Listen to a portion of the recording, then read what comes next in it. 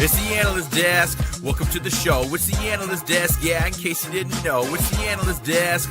Welcome to the show where every day feels like game day, bro. What it do, everyone at the Analyst Desk? It is I, the self-proclaimed sports analyst, Jacob Moore. It's me. Hi, I'm not the problem. It's me. Dan, what are you even pointing at? Whoa. I heard my phone in the background somewhere, so I know I still have it. Dan is happy he still has his Oh, that's phone. a good thing. Yeah, exactly. Lost my phone. Hey, good to see you, went. JP Power. I did From see you in the Windsor. chat at an awesome stream over at Hamilton Sports Central. They did a full 8 hours of the CFL draft day. Yes. What? That is insanity. That's actually crazy. Wick is a tank. He's amazing at what he does. Yeah. Also, just a quick absolutely reminder wrong. before we get started to keep things respectful in the chat. Passion is great, but let's keep it clean and enjoyable for everyone. SpongeBob. But we got a lot to talk about today. We got to talk about the Do we? playoffs, Mm-hmm. and we're going to do a much deeper episode on the CFL playoff format. But I've been getting Good news messages there. about it over the last 3 days nonstop. Well, Everyone's between asking the about it. CFL new playoff format and the draft, there's been a lot of stuff going on in CFL last couple of days. Remember, kickoff is less than 2 months away. I know. Ooh. Anyway, Oh, okay. I love doing that to Adam. But So creepy. we have a lot to get into. So funny enough, two teams in the same, we have two series that could end tonight. That's right.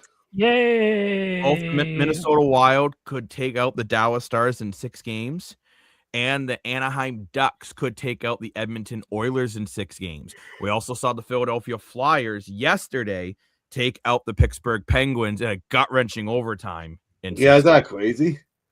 I felt so bad for Sheloffs in that one because I thought he played I felt great. so bad for Oh, Sid Shelos was great.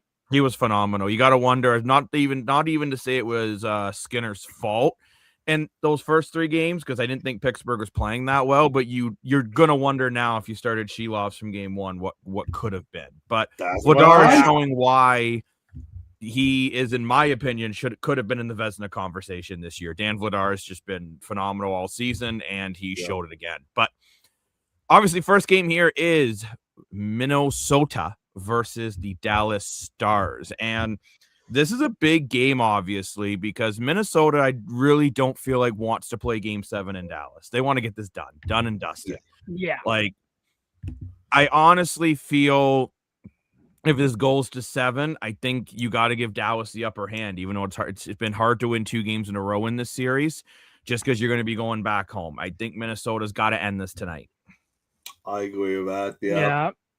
Yeah. Well, Dallas it's going to be a lot easier if Dallas. Sorry, Dan, you go ahead. Oh, all good. Oh, go good, bud.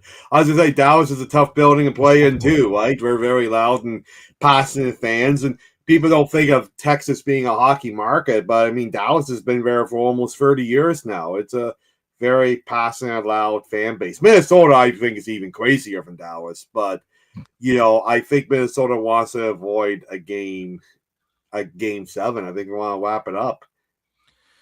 So, Adam, Well, I want to it'd ask be you. helpful. Sorry, Adam. Oh, I was going to say, I want to ask you yeah. quickly on this about Ottinger. I know you've been really on him about how you feel he could steal this series. Do you think he's going to have to, steal a game tonight?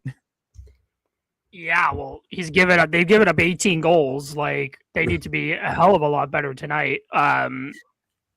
Tyler Myers is coming out tonight, and he's been dreadful all series. So I think that would be helpful. He's been absolutely dreadful. He's like a -5. Like, he has not been good in this series at all for Dallas. So it'll be interesting to see how that works for Dallas tonight. You would hope it helps, but they need to score 5-on-5. They don't win if they won't win tonight. They can't score 5-on-5, and they've been absolutely dreadful 5-on-5 all series. They've only scored 13 goals, and I think 7 of them have been on the power play. Like, they just can't score 5-on-5 at the moment, and it's. I still think Dallas will win this series. I still think Dallas have the talent to win this series.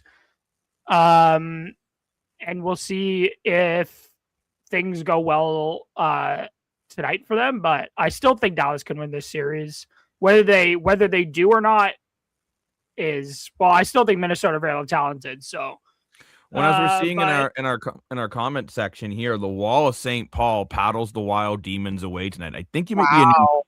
So I like it. That's a cool analogy. It is time for the plug to plug. Dan, the plug. What does someone do if they're new to the desk? Home run. Well, I just want to say thank you so much for joining us. If you like this roundtable discussion, please feel free to subscribe to our channel. It's a huge help for us. We're trying to get to 200 subscribers. We're getting a couple more today. We're getting better and better every time. And I want to thank all the loyal viewers who have been commenting on the show and liking the show and sharing the show and keeping it going. The higher the algorithm, the more we can do for you. So thank you, everyone.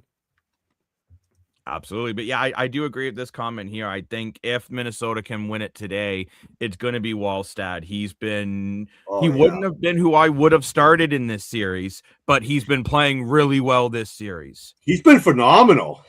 Yeah. Well, it would be interesting to see. Things are out key. They lost in 4. Yeah. It would be interesting to see if like, I think a big key for Dallas tonight is Mikko Rantanen playing. Like, Mikko Rantanen's put up some points, but he needs to be a hell of a lot better tonight if they're going to win this game and force a 7. If I'm I wouldn't want to be Minnesota having to play another game in this series at this point. Like, this series has already been a very long series. Yeah. You want to end it at home, of course. You want to get this done and dusted with. And I don't think it helps for Minnesota, the Demons, as one of the commentators said, they have the demons of not getting out of a first round in nearly a decade. And the pressure that comes with that from their fan base about wanting to win a damn playoff series. And I think they need to, like, their veteran guys that have been there for a while, like Jared Spurgeon, like Kaprizov's been there a while now. And it's like, they need to take control of this game, and they need to somehow find a way to get the job done today, because this Stars team, you don't want to give them a chance to win this series. No. Because this Stars team is very talented and very deep and very good. So I wouldn't want to be in a position having to go back to Dallas, with Dallas having any kind of momentum heading back home at this point. Not with how last year even went against Colorado with Dallas. Mm-hmm. Oh, he said she'd die for this group. I mean, that's called analyst desk dedication. Jeez. And yeah, hopefully Montreal did take a 3-2 series lead last night in a thriller in overtime. Not by Michael Jackson, but still a thriller of a game. So we'll see how if Montreal can wrap up their series, I believe, on Saturday night. But Dan, I believe you were going to say something there. I did not mean to cut you off. Montreal's no problem. Oh, good. No, I was just Montreal's going to say, tomorrow, Jacob. Like, even if Minnesota doesn't win tonight, I have a good feeling they are going to win tonight. But even if they don't, I still think it's a good chance they can wrap up Game 7 in Dallas. I mean, they've won on the Wolves before. They got a very good, solid group. And like you pointed out, Tyler Myers, I did not realize how bad he was playing, because you watch the game, he's big, he's physical, he's out there, and he was the big trade deadline acquisition for Dallas. Getting Tyler Myers, 6'8", tank of a human being, love the guy. But like I said, Minnesota went out and got the biggest fist in the pond, and they got Quinn Hughes. And Tyler Myers looks cute beside Quinn Hughes. Quinn Hughes is so talented at breaking ankles. I've seen it quite a few times this series, him breaking ankles on the blue line. He has quite amazing talent. And I think that's why, Dallas made some good moves. Look at Paul Michael Bunting. I don't think he's done much of anything this Stanley Cup playoffs. I never even know we heard his name out there, right? Well, speaking of not doing much, and Dan, just to what you were saying, this has been Dallas's problem in this series. They're after their top 5. It really dips. Like, you have give Matt Duchene a lot of credit. Matt Duchene and Jason Robertson have been their 2 best offensive. Mikko Heiskanen, like he does have 6 points, but a -5. Oof. And same with Mikko Rantanen, actually. And you're just kind of looking down the line, and besides of these top 3 guys, you're not getting any offense anywhere else in Dallas, and that's a tough way to win a series when you're not getting secondary really scoring. And I'm not saying they can't do it, but they need more than Robertson, Duchene, Heiskanen, Rantanen, and Johnston to really get going. Like we start to go down this list. Yeah. Jamie Benn, I'm sorry, an absolutely dreadful playoffs for him so far again. I know, Dan, you got mad at me. I love Jamie Benn. Should just retire, but he should. No. Tyler Myers, another -5. Sam Steele. Like, look at how many players. Thomas Harley needs to be a hell of a lot better. Like, I remember how people were talking about him heading into this season, and I was just like, and especially into Four Nations where people, I mean, not Four Nations, Olympics, where people were like, he should be going. Like, Canada's ridiculous, and they don't bring Thomas Harley. I'm like, Thomas Harley's been horrendous this year. Yeah, and I think a big part of it is Miro Heiskanen back. A big reason why Thomas Harley made Four Nations and was so good last year was because Miro Heiskanen was hurt.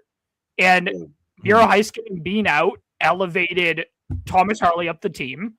And he struggled since because he's not playing the minutes that he usually played last year. And he's not up in the spot. He's not quarterbacking power play 1 anymore. And it's like you could see the struggle in there. But he needs to get going. Jamie Benn needs to do something other than taking dumb penalties tonight.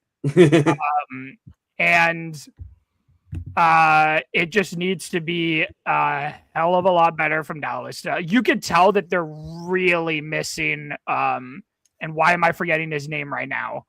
Oh my gosh, why am I forgetting his name now? The player that Dallas is missing. No, he's Finnish. He's a forward. I'm forgetting his name now. Oh, Roope Hintz?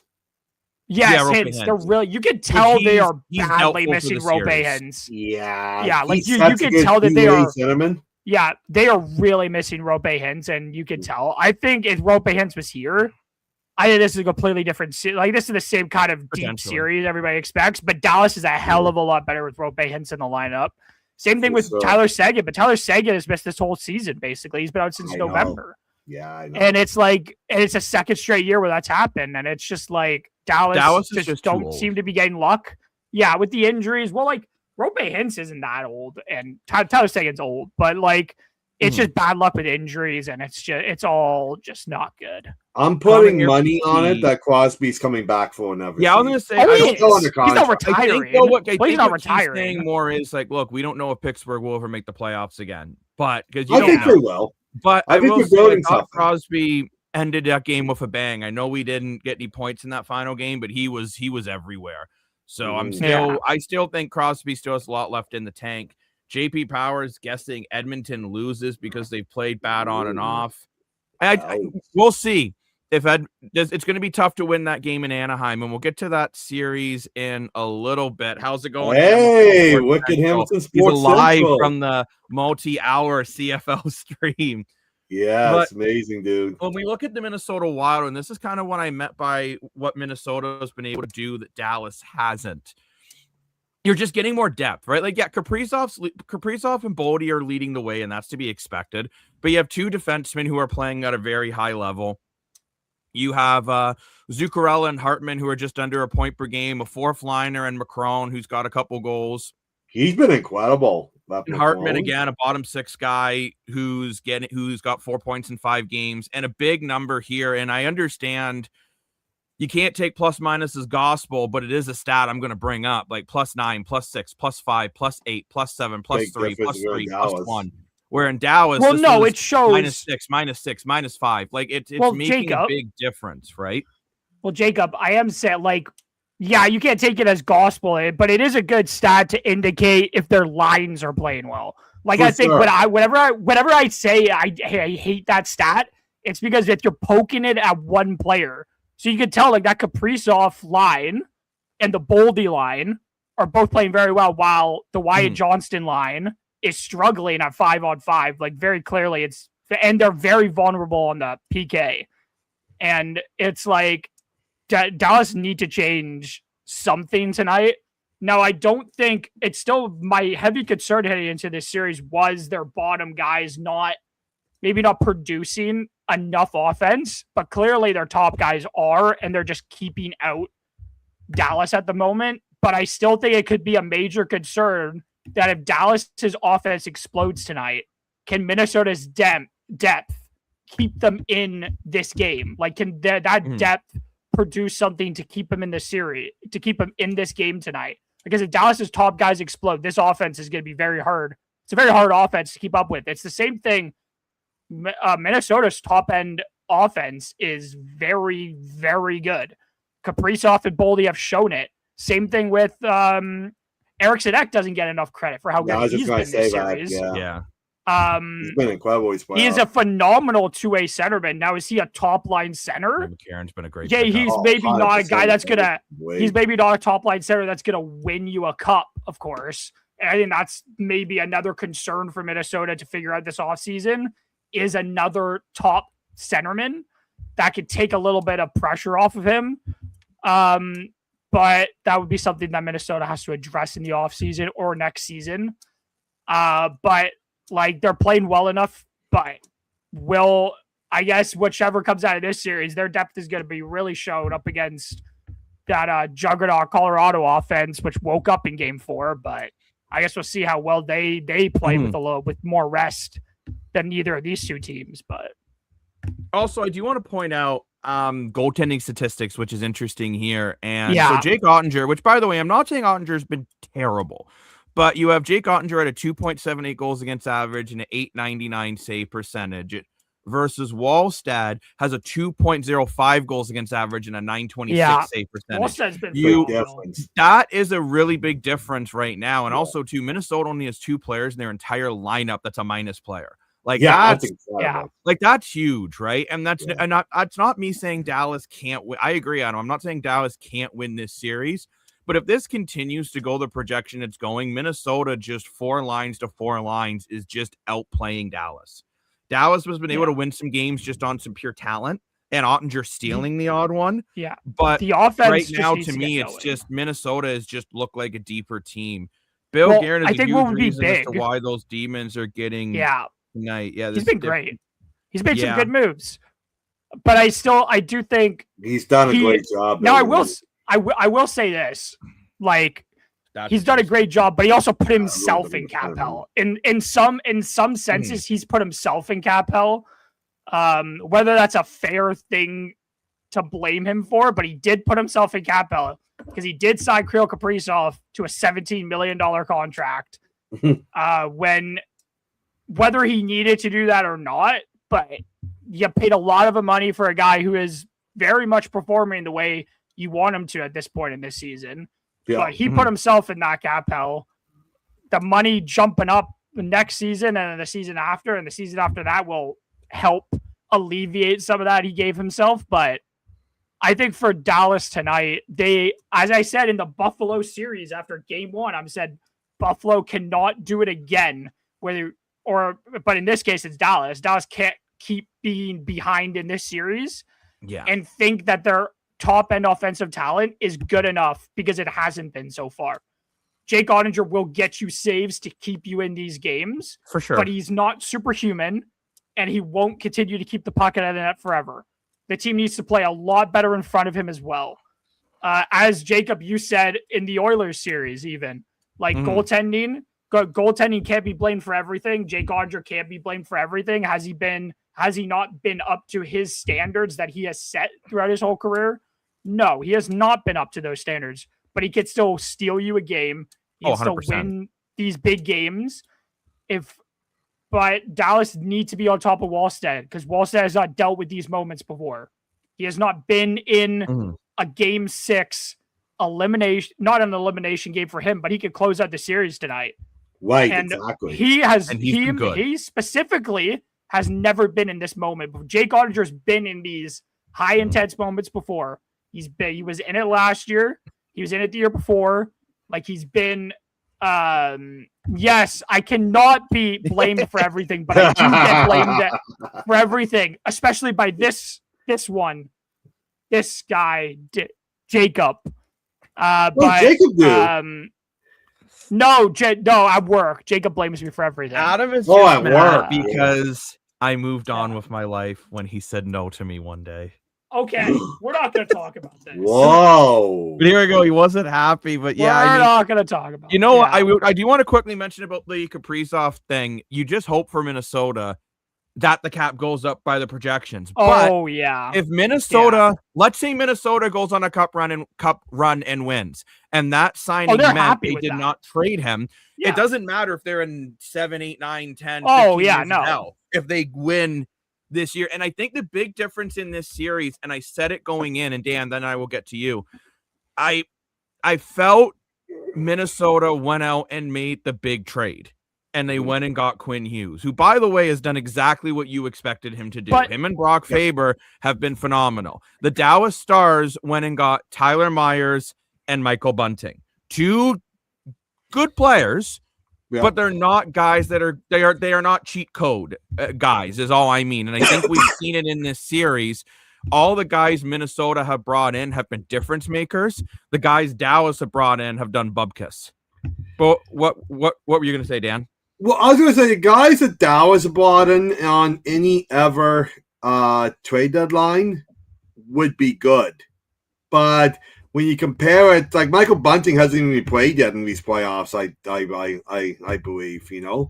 I don't think he really. I don't think he has either. Even if he has, nobody's seen him. He's not injured, and I don't see him on the stat sheet. So basically, he's a healthy scratch. I think he's been a big dud in Dallas, to be honest. Tyler Myers, I thought would have been perfect, but he just hasn't. I think if it was any other year, those trades would have been perfect for Dallas. But when you compare them to Minnesota's trades, and not just the Quinn Hughes trade, look all the depth trades they did. Look at getting Foligno's brother. Look at getting McLaren on the fourth line. Look at getting Bobby Blink from Philly. You know, they got some really good supporting pieces. Plus, they got Quinn Hughes. I want to point out about Kaprizov, because I get the 17 million is a scary number. I get that. But you look at it, he's one of the best players, he's the highest paid player in the NHL, but also right now, he leads the NHL in points. He got 9 points this playoffs. The only one be tied with him is Draisaitl. So when you look at that, I mean, you can't really argue the money, you know? So Dan, I could argue the money because, well, one thing, I want to say that, and then I want to move on to something else, but the reason I think the number, it's not because of the big number, it's because of who is underneath him in terms of his contract. So I think arguably the 3 best players in the world, undebatably, is 3 of the 4, I guess. You could say Leon Draisaitl, or 4 of them. I could list all of them. Draisaitl, Kucherov, McDavid, and McKinnon. Those are the 4 best players in the world. Arguably, Kaprizov could be put into the tier below them. Those are the 4 best players in the world in terms of just talent in the NHL. All of those guys make under 13. What? I think 13.5 and a half. 13 and a half. So Kaprizov is making 17. I don't remember if it was this year or next year it kicks in. But when it does kick in, he is going to be making 3.5, 4 more than Leon Draisaitl. He's going to be making nearly $5 million more than Connor McDavid, who just led the league in points.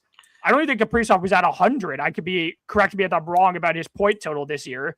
But it's like when you look at it from production standpoint, that's where it comes into the fact. It's like if Kaprizov is going to get paid the money he's paid, whether Minnesota fans and Kaprizov fans like it or not, if he's not producing at the rate around the rate of Connor McDavid, if he's not producing around the more than 100 point mark, he's going to get criticized because he is paid as the best player in hockey. He is the top guy in hockey in terms of money. He's going to be expected to produce it.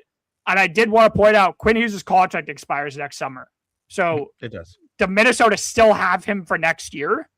And it could be looked at great for that. But also the concern could be that if Minnesota doesn't win it this year or next year, how does Minnesota fans look at the trade, I guess, at that point? If they don't even make it out of the second round, let's say they collapse and don't make it this year and don't even get out of the first round this year, don't make it out of the next round, and he walks.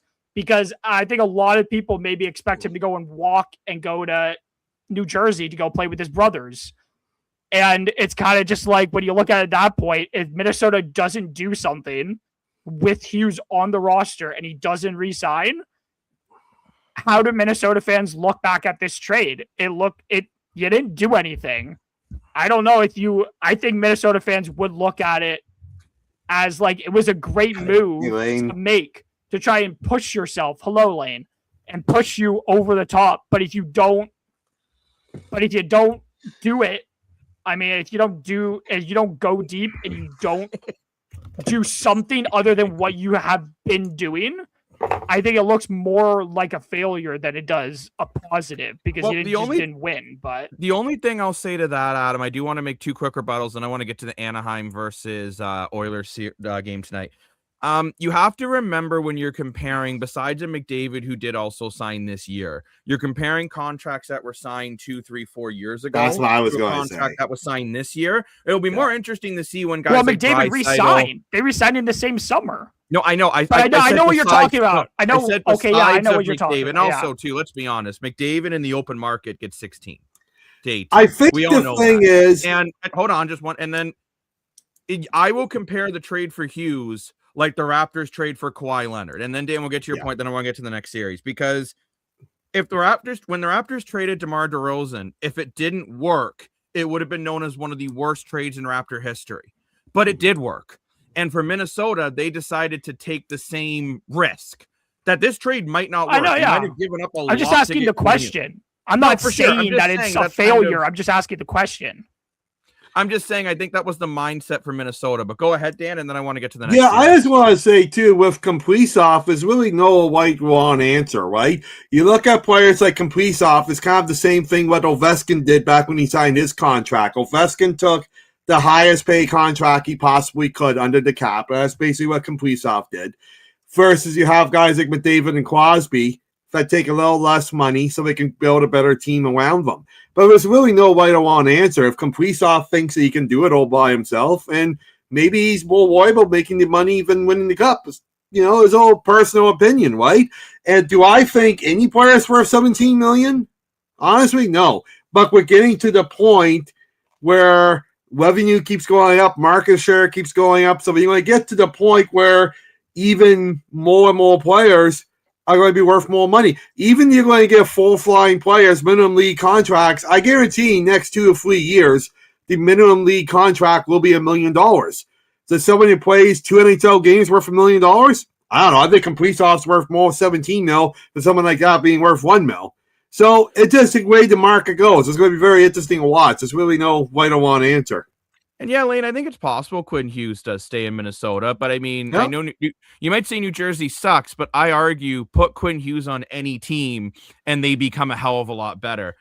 But would it be the flip flop seeing some Hughes brothers going to Minnesota instead of New Jersey? New Jersey isn't so bad. No, it won't work because Luke has just signed his 8-year extension. There's no way. 7-year extension. There's no way. New Jersey's not going to trade Luke Hughes. I can almost guarantee that. I'll tell you one thing: Quinn Hughes' contract will be much more than $7 million over 11 years, or unless you mean 11 million over 7 years. And even that, Quinn is going to get a hell of a lot. I still think Quinn Hughes. Same thing with McCarr. Pay him like at least 13 with the way if he continues to do what he's doing. But yeah, I want to move on. Trade Kaprizov for Luke. Oh my gosh, I don't. That's horrible. Sorry, I just saw that comment. I'm like, oh my gosh, I'm scared. Dan, hold me. But Jacob, we're going to talk about the next game. Like, I think you could still say the same concerns. Like, I think not the same concerns, but the same concerns I talked about after the last game. Well, they did move goaltending, which is what I thought they should have done. At least try it. Of course, but then they went right back to Ingram again. That makes so that's what I wanted to talk about because it just like that made no sense to me. Tristan Jarry played so well, that was such an unfortunate goal for Jarry to give up to lose that game. It was like, does Ingram save that? I don't know if Ingram saves that, but then you go right back to Ingram. Of course, they ended up winning the game, but it's also like, why then move to Jarry if you were just going to go back to Ingram anyways? Like, you might as well just kept Ingram in. Can I tell you why they won that game? Doesn't matter. Tell me they won that goal with either Jarry or Ingram in net. Yeah. The reason why they won the game, they remembered how to play defense for at least at times.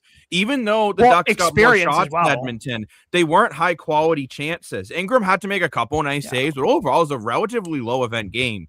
And what I don't get, and I mean, they won at the end of the day, but if you're going to say Connor Ingram's your ride or die, then why not just stick with him? Just the whole flip-flopping was really confusing to me. I mean, I guess that's why Chris experience certainly helped them. But 100%. And I mean, Connor McDavid, their experience really helped. Even a B+ Connor McDavid is still probably the third best player on the ice in this series. I still can't believe people thought he wasn't going to play. Like, once I saw it was a game time decision, I'm like, he's not a game time decision. Hello. He's not a game time decision. He's a playing decision. And hey, Dobis says, I never criticized Dobis ever. I did more. I said that I thought he was going to be good in this series. I will say Dobis. He let in 1 week goal in that game. I'm not going to lie. I'm going to be blunt. But now, I mean, he made like the real test, 8 saves. Like, I mean, can he do it for the real test is tomorrow? Yeah, the real test is tomorrow, and if Sunday comes, like if Dobis collapse, I'm not gonna try and jinx him, but I'm gonna say, like, if the real test is when the pressure gets turned up for Game 6, a first time he's ever faced elimination in an NHL playoff game before, Andrei Vasilevskiy. Now, if he does turn up performances, Montreal is gonna have a hard time beating him because 6 and 7 are the 2 games in which Andrei Vasilevskiy shows up. He shows up in those 2. Okay, I didn't say there was okay. To be fair, I thought Dobis. I never. Jacob, we need the audio. Wait.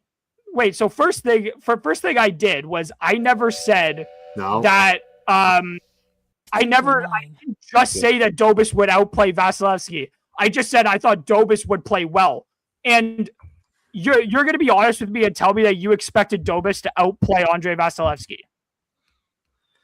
So I said it here. It could be the next Ken Dryden for all we know.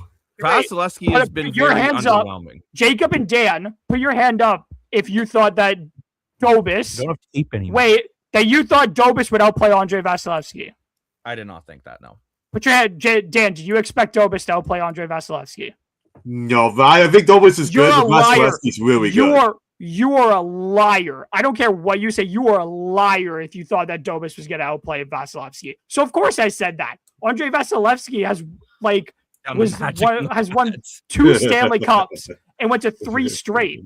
Of course I never said, but I just said I didn't think Dobis would play badly. I just thought Vasilevskiy would outplay him because of course Vasilevskiy should outplay Dobis. Vasilevskiy has played in this league for a hell of a lot longer than Dobis has. You can say what you want about it, but I never said Dobis would be bad. That's one thing you can't tell me I said. I will say, though, Dobis has been a lot better than I expected. He's actually been really sharp.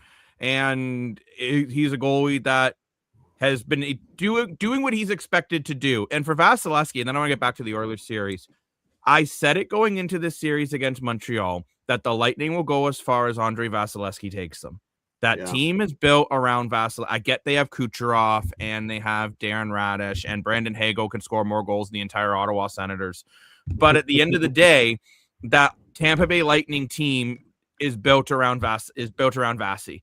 Like the guy was nominated. We're for the about to find out. Year. That's not by accident, right? And Jacob, we're about to find out how much he cares. I'm gonna say this too, and then I want to move on. If Tampa goes out first round of another mediocre playoffs in Vasilevskiy, there's a big decision that has to be made with him. And I know he's got a no move, but there are going to be conversations in the offseason. There has to be. I don't know about that. I do know about that. You can't say that about guys like Austin Matthews who keep getting eliminated in the first round. Or I brought up Brady Tkachuk, which I took a lot of heat for on TikTok, which apparently saying Ottawa getting swept was a disappointment was a hot take. I mean, I guess Ottawa fans were hoping to get swept. I don't know. But like, I mean, at the end of the day, you can't, your top guys need to be your top guys. And Vasilevskiy is the best player on the Tampa Bay Lightning. And when he is not up to par, they're not going to win a lot of games. But can the Habs survive? That's the big question. I mean, we'll have to wait and see, right? Because Tampa will turn it up tomorrow. They will. And I mean, you got to say this too. In that series, the winner of that has to play either Boston or Buffalo. And it's not like either one of those teams are easy outs either. But Dan, I want to ask you, the man with the hat. Yeah. If you had to bet your hat on a team to win today. I can't lose my hat. Look, I got nothing here. Would you bet on the Edmonton Oilers in Anaheim to push this to 7 games? Yes, I would bet on the Edmonton Oilers plus the 7. I give Anaheim a lot of credit and a lot of respect for everything they've done. They played really well as a unit. Joe Quenneville's got those boys together. The goalie, I get on here because he's had this couple weak goals. Well, they've always played very, very well. I'd love the Jacob Trouba trade since day one for Anaheim. And don't get Anaheim's doing all this of Elk Wackel Gunas. Right? I know us Leaf fans are still a little bumhurt about him, but he is a big part of that team, right? So I give Anaheim tons of respect and tons of credit for everything they've done. However, Edmonton is too good of a team to lose in 6 games. I don't think there's a way in hell Anaheim's going to win tonight. I really don't. I think the game's going to be close. I think the game could go in overtime. I'm not saying it's going to be a blowout, but I think the Oilers are going to get it done tonight. I really do.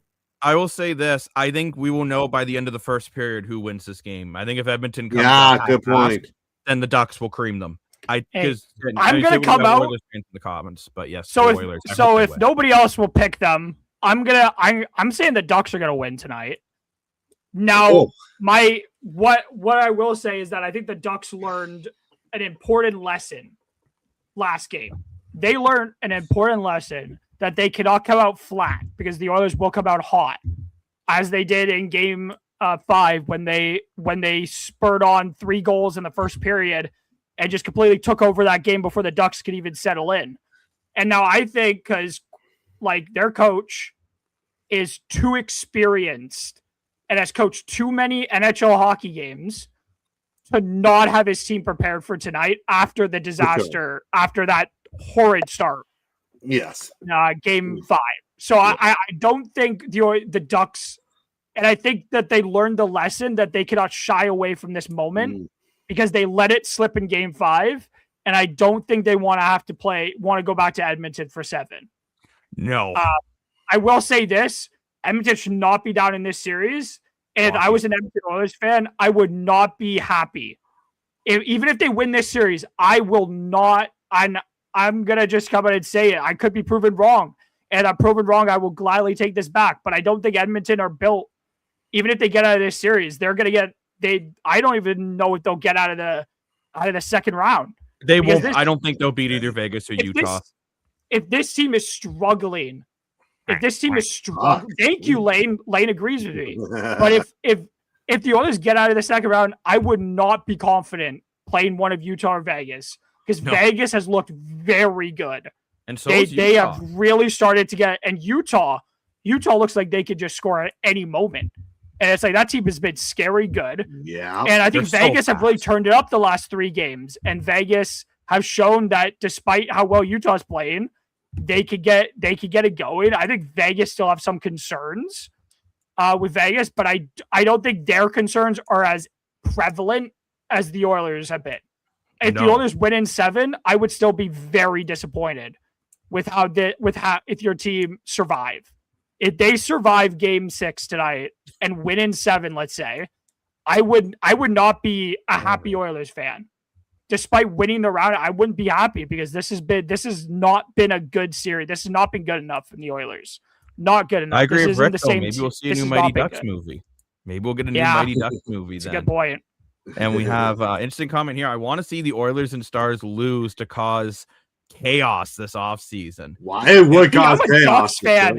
Key, I'm a Ducks fan. I've been cheering for the Ducks so hard because I don't want the Oilers have gone to 2 straight lucky Stanley Cup final runs. This team has gone worse. I don't want. I cheered when Florida got out, not because I don't care. Not because I don't like Florida, but because I want somebody different. I do not want the Oilers to win this series. If they get out, I don't want them to win Game 6. Montreal, I like that. Like I like a lot of their players, but still, I'm not going to cheer for any other Canadian team.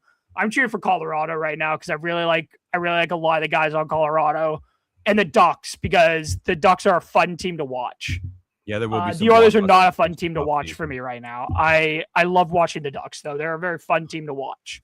I'm a Ducks fan for that series. Well, what's been interesting too when you look at the Ducks, and I don't just mean to see who can quack. Oh, Leo Carlson has been phenomenal. Troy but Terry's you look really statistically, good. who had Jackson Lacombe being their leading point getter on their bingo card? Yeah, that's crazy.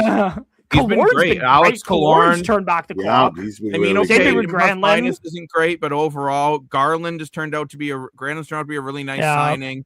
Yeah. You guys like Gunther and Terry in Cutter. their first playoffs. Carlson's, another really good Other playoffs Carlson. so far. John Carlson's been a really nice pickup for them. Yeah. But again, you look here, right? You have Then you look at some of your bottom six guys like Kreider and Veal. Seneca needs to pick Veal's it up. been phenomenal. Washy, I mean, I know he only has the one assist, but he's been all over this series. Yeah. Like, I've actually really liked what Anaheim's been doing. I think the only question for Anaheim will be, I'm assuming they're going back to Dostal today.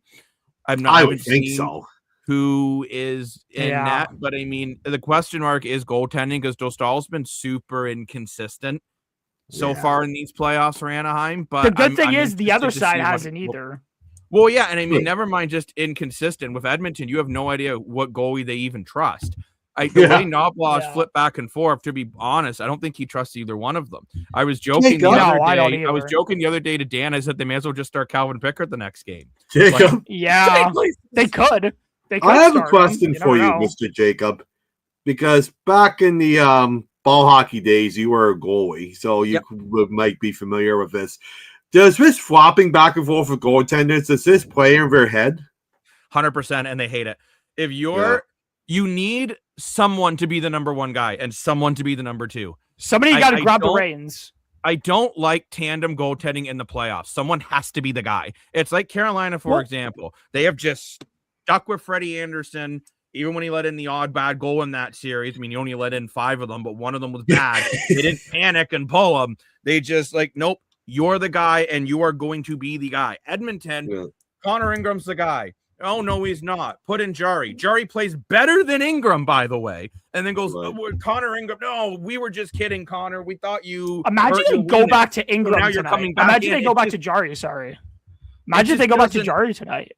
Are they? That'd be tough. No, but I'm just saying, imagine they go back to him tonight. I was a pretty good goalie back in the day. That screws with your team's head heavily if they go back to Jari tonight. John, the draft guru, showed me St. Louis has 11 picks in. They haven't even confirmed their goalie yet. But Dostal's confirmed. He's for the Ducks too. Yeah. I mean, I know, Key, you're not an Oilers fan. Yeah, Rolison, and that was actually that's something I do want to bring up before we we got to wrap up soon. But I thought it was the funniest thing ever when Ray Whitney was saying that the Oilers fans should have as much faith in Ingram as they did in Dwayne Rolison back in the day. Dwayne Rolison, if he didn't get hurt in that playoff run during the Ryan Smith era, the Oilers probably have already won their cup. That's how good he was. And to even compare, that would be like us saying, "Don't worry, guys, we don't need veteran Carey Price anymore. Montreal just picked up Dennis Hildeby. They're gonna win the Stanley Cup, right? Like, that's no disrespect, but it's just not the same level." Now, before we do go, I've been getting a lot of messages, and we are going to be doing a full episode of this. Rick from Hamilton Sports Central will be joining us for this. Jacob is going to force us to do it. It is the CFL force us to make this show. And Adam, you would not he hasn't stopped talking. The amount of messages I have gotten over the last couple days. People even sliding in Jacob's LinkedIn joking around. DMs. Jacob, I'm literally just joking about it because all I've seen is people complaining about it. It's driving me up the wall lately. There you go. I want to say quickly, and I'm not going to give my full thoughts here right now. I'm going to make you come back. But if you're not understanding the playoff format in the Canadian Football League for 2027, you are not seeing the full picture. I'm going to leave it there. Yeah. Remember, the new format now is going to be 8 out of 9 teams make it, which I know that number is where is the mind-boggling number for people, and I get that. But it's going to be play-in games, kind of like the NBA. There's going to be a divisional matchup to see who gets the bye. So you're going to have to win at least 2 playoff games to win win at least 3 playoff games to win a Grey Cup, basically now. And I am going to get into much more details and my thoughts on this at a later date. I know people don't necessarily like it. by the way, the reason for not completely fully scheduled is partially just because of everyone's work schedule. It's difficult to, and with these live shows, we kind of do things as they're going, but we will be working on a pre-recorded schedule very, very soon. Appreciate the feedback, though. Hey, we do appreciate the feedback. Absolutely. Connor Ingram 100%. is in net tonight, according to the comment section. So let's see if that's. Well, they have to play him. They can't go back to Jari now. They have to go with Ingram. They don't have a choice. Hopefully, we'll have a full schedule one day. This will be the full-time job, you know. But yeah, like obviously we will be doing a full thing on the CFL playoff format. But I would just say, if you're really upset about it, just hang tight. Let me explain it. Don't worry, we're going to be so busy. We're going to be so busy this summer, everybody. So you're going to see a lot of us. Don't worry about that. We're going to be very busy. So much going on this summer. So once I explain it in deeper detail, because I believe this is in a structure to a 4 to 5 year plan, and this is just a step, you will see why it's going on. But hey, welcome back. Good to see you. But quickly before I let you is guys that go, who I think it is? Oh, okay, that is who I thought it was. 222. In his name. No, it's the it's his profile picture. It is who I thought it was. Oh, great. Hey, Christopher, I guess you're not a big fan. I'm guessing you're not a fan of the format by your own. No, Chris is not. Well, maybe he's great. Chris doesn't seem like a fan of a lot of stuff at the moment. But Chris always seems like he's not a fan of something going on. I feel like every time he comes in, he's not a fan of something that happened. What? Oh, you're an angry fellow. You're an angry fellow with the all caps. Oilers, that's my opinion. Yeah. You know what? So, but before I let you guys go, just quickly, are you taking the Wild or the Stars tonight? Adam, we'll start with you. Wild or Stars? I'm gonna go with Stars. I don't know why. I'm just gonna go with the Stars, but I could see Minnesota winning. Dan, Wild or Stars? I'm taking the Wild tonight. I'm also taking the Wild tonight as well. Me against I think the world. Serious. Yeah, against the world as it always has been on this podcast. It's me against everybody else. And fair enough, Christopher. I do get why a lot of people don't like it, but I will say I'm there. I do think there is more about it coming up, and I will explain it at a later date. Wild and Anaheim. Anaheim in OT. I can see that. We have OT for the Wild. Always good to see you too, Christopher. Yeah, it's 100%. Not the Wild. We're not so I guess it's someone for the Stars for you, Adam. Well, yeah, it's a Stars profile picture. Is Andy here a new viewer? I think Andy might be a new viewer. I believe I've seen you before, but for anyone who is a new viewer, please subscribe to the channel. It does help the algorithm, and even just like the video. Liking the video helps us as well. It only takes a quick little button click. It's very easy to do, especially if you're on your phone. Your phone's a touchscreen probably, so that's going to be really easy. That's punishing end for Edmonton. Ouch. Yeah, I mean, I think the Oilers deserve it with what they did this season and a lot of their decisions, but they have it. I hope you guys enjoyed the NHL preview. Wait, we didn't choose who we were going to get in the last series, Jacob. We didn't choose that one. Lane quickly wants to join in. So Lane, quickly. Oilers. You just yell. Sorry, Wild or Stars tonight? Stars. Oh, let's go, Lane. Okay, and now we'll quickly do the other one. We will be coming on tonight after the game. I see that as a question. Yes, I'll be honest. I've been sick the last few days. I've been kind of drudging through some stuff. Sick of me. That's why we haven't been on. You guys didn't want me on in a couple days, so I don't know what I'm I already looked. Double overtime, 2 a.m. last night. I already look really white. You didn't know look last night. Are we taking? Then Lane, are you taking the Stars? Oh, no, sorry, are you taking the Ducks or the Oilers? Quack quack. Adam, Ducks, Oilers. Ducks, because Oilers out. Let's go Ducks. Dan, Ducks, Oilers. I'm saying before the Oilers. You know, the Oilers are too good to lose in Game 6.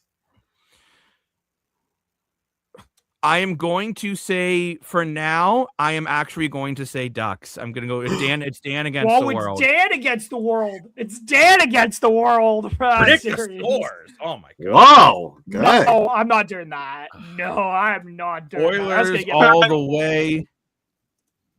kind of hard on the snack Damn. cupboard. These OT games, yeah. I mean, these OT games get pretty late. Okay, I'll give you some. Oh, Dan, score predictions, quick. Oilers 5, Ducks 2, Wild 3, Minnesota 2. The Wild is Minnesota, Dan. I mean, Dallas 2. Sorry. I'm gonna go Ducks 6, Oilers 1. I think this game's gonna be a blowout. I think the Oilers are gonna forget how to play defense. No one else got the Ducks too in the comments. And I am going Wild 2, Stars 1 in overtime. Lane, are you willing to give us score predictions? I think Lane is gone. Yeah, he's frozen in time. He is frozen. I found him again. Lane, can you move? Oh my God. Ah! Lane, score predictions quickly. All right, it's going to be 2-1 Dallas, and I think it's going to be 5-3 Edmonton. Oh. No, wait, sorry. 5-3 Ducks. My bad, sorry. Said the wrong team. Yeah, all good, bud. Lowest score. Ice cream. Adam, are you going to give us those predictions? Or are you chicken? Fine, I'll do it. Adam, Okay, we're gonna go 1-0 Dallas in OT. Ooh. We're gonna go goaltending duel in mini. I can see that. And we're gonna go. Yes, it's cold. You know what? I'm gonna do it just for the lad. This is an unserious prediction. 8-0 Ducks. What? Just to be silly. Just to be silly. You watch Just me to be come back silly. on the Ducks win 8-0. 8-0. What? Okay. I'm going to come on here and I'm going to laugh at all of your faces. Honestly, that's what I'm going to do if that happens. That's an unserious prediction, Dan. I'm not being serious. My serious prediction is 6-3 Ducks. Seriously, 6-3 Ducks. The StreamYard Duck. Quack, You quack. gotta put the StreamYard code up, Jacob. No, they're gonna win with the V formation. They're gonna hit the V formation and they're gonna snipe They're gonna it. 6-pack of quack, quack, quack. I wish they were I calling want the to Mighty thank Ducks everyone today. for joining us at the desk today and being respectful in those comments. You guys listened to instructions. Yes. We've made it past kindergarten. Good job. Have we talked about Marner yet? He's very Damn good. it, Chris. Chris, I am gonna pull you. Who cares? Bombshell. Thank you very much for joining us at the analyst desk, where every single day feels like game day. And I want to thank Lane for giving us his prediction in the car in his wonderful motorized transportation. His beep beep. He does not drive Lightning McQueen, unfortunately. And of course, we had Adam, who is no longer very hot. He fixed his thermostat. Yeah. He's back to being a goat. I should put it as El Fuego in a dash, but and of course, the man who, if you only have $1, you will not believe how long he can make it last. Mr. More for your money. Woo! And me. Sports analyst, the self-proclaimed sports analyst, I like to say. Because if you look up the definition of analyst, it's just basically someone who knows sports and talks about it. So Bunting's in, Dan. you can be Bunting's in for cool. Dallas tonight. He just showed up on the lineup card on the game. Yeah. But thank you very much for joining us, everyone. We will be back for post-game shows. Let's And go. of course, stay tuned for CFL extravaganza with us in Hamilton Sports Central, where we're going to really break down the new playoff format of what it means for the league. Thank you very much, guys. Go Jays, go, by the way. And go Raptors. And hey, yeah, Raptors need to tie it up. Jays Raptors are now tomorrow. No. Have a good one, everyone. Toronto's That's true. I don't live in Toronto. Yeah, exactly. Have a good one, everyone. I wouldn't want to live in Toronto. I'm just kidding. Toronto's a decent I love city. Toronto, Oliver. Okay, goodbye. I'm rambling. I'll miss everyone. Mwah. It's the Analyst Desk. Welcome to the show. It's the Analyst Desk. Yeah, in case you didn't know, it's the Analyst Desk. Welcome to the show where every day feels like game day, bro. Still really wouldn't want to live